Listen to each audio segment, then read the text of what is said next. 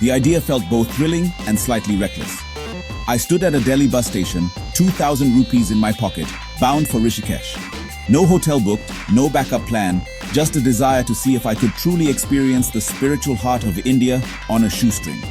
My goal: strip away commercial tourism and connect with the real Rishikesh. I wanted to find the town that existed for seekers, not just tourists. The adventure was about more than saving money, it was about discovering a richer way to travel. I was choosing vulnerability, trusting in the kindness of strangers and my own resourcefulness. There would be challenges: walking more, eating simply, foregoing comforts, but that was the point. As I boarded the bus, the 2,000 rupees felt less like a limitation and more like a key. I wasn't just going to see the sights. I was going to listen to Rishikesh's whispers and walk its sacred paths. The journey had begun, and I was ready for whatever lay ahead. All I had was a small budget and a big sense of wonder. My journey began at Old Delhi railway station, opting for a general class ticket to Haridwar, just 165 rupees. The crowded compartment was a vibrant slice of India, filled with families, vendors, and stories. After 6 hours, I reached Haridwar and skipped the taxis, heading for the local bus stand. A state-run bus to Rishikesh cost only 55 rupees. The ride was bumpy, but the open windows brought in the fresh Himalayan air. I shared snacks and smiles with fellow passengers, connecting without words. This slow, cheap journey was an experience in itself, immersing me in local life. Finally, the bus rolled into Rishikesh. My total travel cost 220 rupees.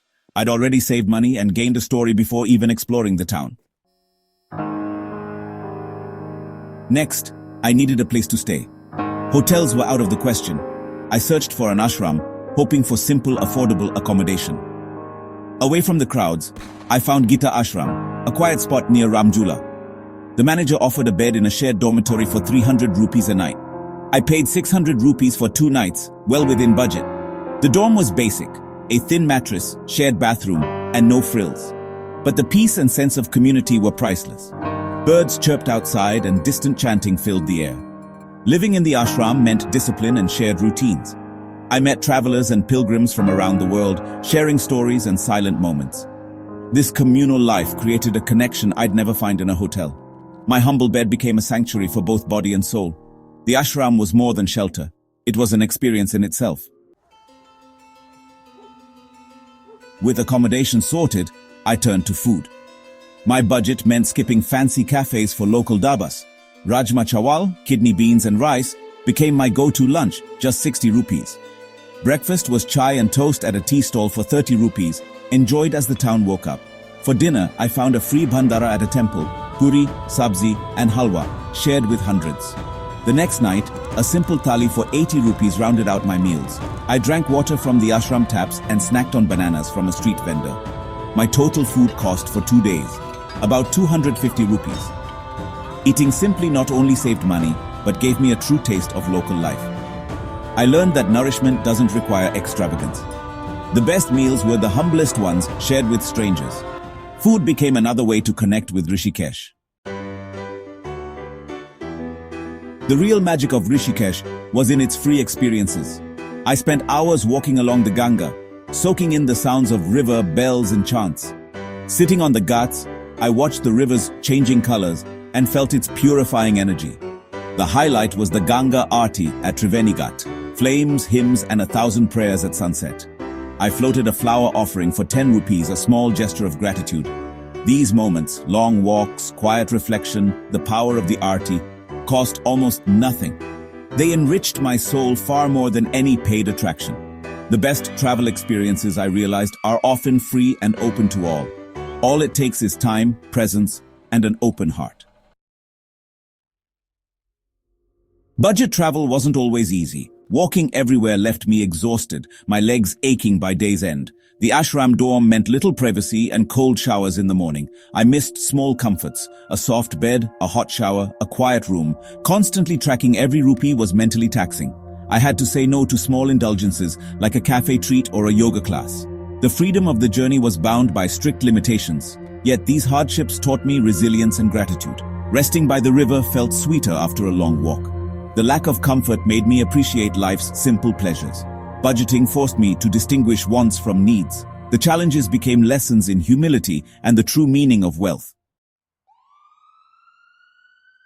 My 2 days in Rishikesh were a lesson in simple living. Stripped of comforts, I connected deeply with myself and my surroundings. Joy came from sunsets, river sounds, and shared smiles, not material things. I learned to rely on my resourcefulness and the kindness of strangers. The limitations sparked creativity and led to unexpected experiences. Most importantly, I learned the power of presence, being fully in each moment. The best things in life are free nature, connection, and peace of mind. This journey cost little but gave me so much in return. At the end, I tallied every rupee spent. Train and bus 440 rupees round trip. Ashram stay 600 rupees for 2 nights. Food and snacks 250 rupees. Miscellaneous 10 rupees for a Ganga Aarti offering. Total 1,300 rupees. I started with 2,000, returning with 700 still in my pocket. I hadn't just survived, I'd thrived. The numbers proved that meaningful travel doesn't have to be expensive. It was a victory for slow, intentional exploration. Waiting for my bus back, I felt content. 700 rupees left. A bonus, not a regret. The trip changed my sense of value. 2,000 rupees became a key to adventure. It wasn't about being cheap, but about being resourceful and open.